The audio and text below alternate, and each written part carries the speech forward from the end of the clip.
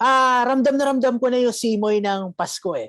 Masasabi natin itong ikaw hindi pa. Well, masasabi natin na itong trailer is a gift that keeps on giving. Dahil last weekend, they launched a new fight league called Triad Combat. So, fights in Triad Combat take place in a triangular ring. So, the idea is to set professional boxers against professional MMA fighters in an environment that, quote-unquote, levels the playing field. As far as the rules are concerned, holding and grabbing are permitted. So, pwede sila mag-clinch, pwede sila mag-dirty boxing. So, yun nga, basically, every punch pa in mixed martial arts, pwede dito. The Superman punch, the hammer fist. So, pwede po siyang gawin in Triad Combat. However, some major elements of mixed martial arts like takedowns, kicking, elbows, submissions are not allowed. Tapos, here's the interesting part. Fighters are required to wear a hybrid pair of 8-ounce gloves which have exposed fingers. Katulad din dun sa mixed martial arts gloves, pero sa MMA gloves is a bit smaller, 4 ounces. Now, Bill, do you think it's much better for Triller to venture into this type of fights than dipping their toes into boxing?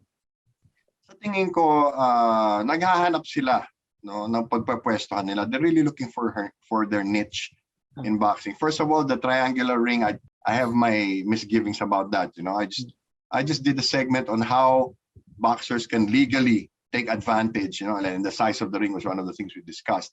We've had the decagon, the octagon, square rings, round rings. We've had, and now triangular rings. One, it's harder to increase the area of a triangle. So, mahirapan kumilos yung referee una. Pangalawa, yung paggamit ng gloves na yon, they are opening yourself up to eye gouging. And what if the guy just says he misses a punch but his thumb goes into the eye of the other boxer? Third, I've explained this before on Hardball, that there's a difference in the technique between boxers and MMA fighters in terms of striking, because the stance is different. The stance of an MMA fighter allows him to kick. Making that adjustment to boxing, wherein the stance is totally different, is another matter altogether. Iba yung suntok sa MMA because hindi mo mabubueluhan talaga ng katawan. No, not all the time anyway. So at the same time, if you look internationally, there is a market for Muay Thai. There's a market for kickboxing. And other permutations. So the differences are in Muay Thai you can use the knees and the elbows. Yes. No, kickboxing you can. No, and then there are other hybrids in between. No? Same with arnis. No, sa iba ang nilalagyan ng padding yung stick.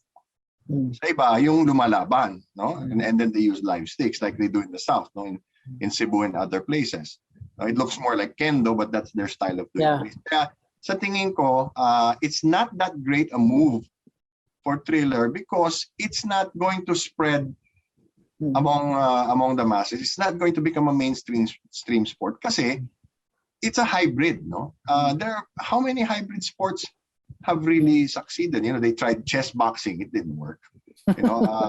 Triathlon and duathlon and biathlon are combinations of different sports. Ito, pinaghahalo mo, and we've seen how, out of desperation, amateur boxing has had to evolve towards professional boxing. It did not combine the rules, but the only differences really now are the rounds, not the timing. But they've taken out the headgear, they've taken out the white portion of the gloves. The rules are more pro-like. So that's not a hybrid. This is a hybrid, and hybrids don't generally do well in the mainstream. Bill, napag-usapan natin to before regarding Triller na parang, alam mo yan, para silang nakikipaglaro sa apoy. Because of, wala silang alam, or sabihin natin, hindi nila alam paano, how to manage a boxing event. And a very good example of it was the Teofimo Lopez versus George Cambosos fight. Kaya napunta yun sa Matchroom Boxing. Ngayon, napapansin ko dito na syempre, of course, it's all fun and games. Until yun nga, nabanggit mo kanina, yung dangers na may nakasama dito. And sa akin ba, kasi ako nababahala ko, ito ang tanong ko sa'yo, Bill, nababahala ka ba dun sa mga pinalalaro nilang mga fighters? Kasi kung titignan natin, it's either retired mixed martial arts fighters or sabihin natin over-the-hill boxers na who's at their 40s, near 50s, ang mga pinalalaro nila, ang akin lang dito parang, alam mo yun, delikado. Yeah, I think, no, ako sa akin, kung gusto niyo maghanap buhay, sige, no? But there are two things that concern me. One is they are not really doing a series of real events, but they're doing one-offs, no? Minsan lang gagawin to, wala namang kasunod dyan. It's not like, the major boxing organizations that there is really some sort of format to it, no? That you have to keep on fighting and so on and so forth. Pangalawa, yung punto mo na mga retirado na or mga wala na sa kondisyon, yun ang nakakatakot kasi sa mga ganyang sitwasyon, there is no established medical baseline. Okay, they'll hire a doctor, the doctor will say he's good to go. If anything happens to the guy, the doctor never gets blamed. The organization washes its hands. They say he chose to fight. So like what happened to Evander Holyfield, di ba? Yeah, exactly. Ang laking kahihiyan nun, he was in a different weight class and he was out of shape and he just jumped back into the ring.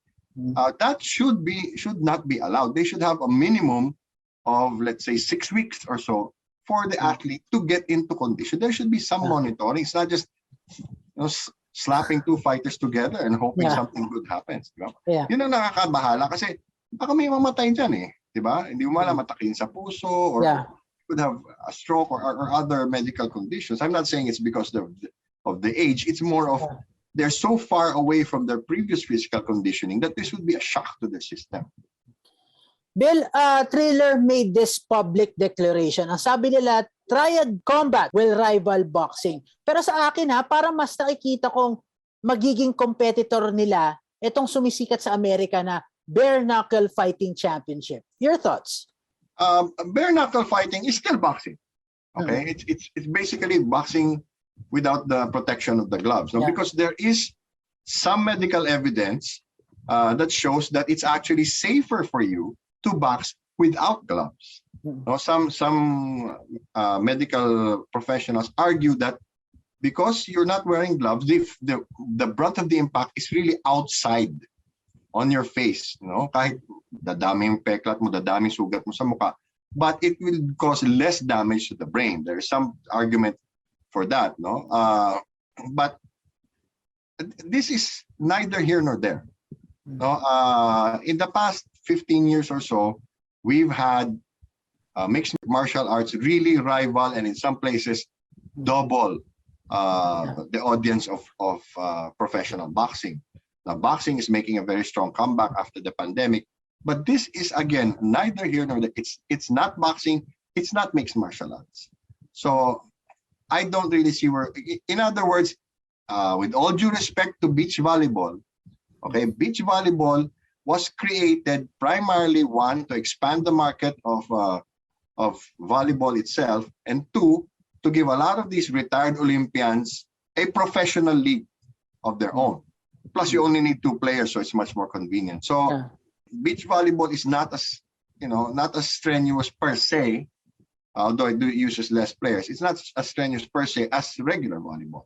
So, in other words, it's a step down. Now, for me, triad boxing is a big step down because it's not real boxing, it's not real MMA. So what is it then? I'm sure we'll find somewhere down the line, maybe in the history books, we'll find some sport that resembled this.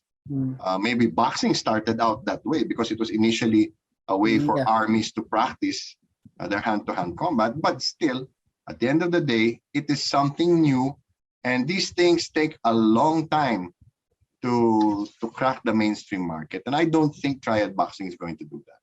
So, Bill, you're saying na yung fate niya as a sport will be similar to other variant boxing or other variations of boxing, such as big knockout boxing in 2014 or even WWF's Brawl for All, because these two had a hard time establishing themselves at the mainstream level.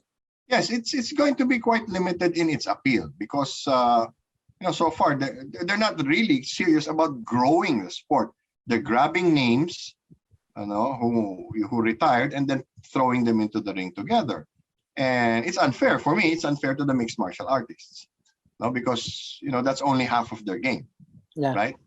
So the other thing is, it's a new product. There's a lot of competition out there. For me, eventually this may become something like the ECW. It's more niche. Yeah. It's more for smaller. Good reference. And smaller markets. Yeah, I mean it's exciting. Yeah. But it's a side event sport. It's not something for me that will, but then what will you do? They're trapped. What will they do to make themselves unique? Well, make a triangular ring, but what difference does it really make? Yeah. And what's next? Put them in a phone booth, di ba? Kaya medyo nag-aalangan ako sa sport na to. Tingin ko hindi ito lalawak, no, sa dating niya. Tingin ko baka sa mga iba-ibang maliliit na lugar lang yan sisikat.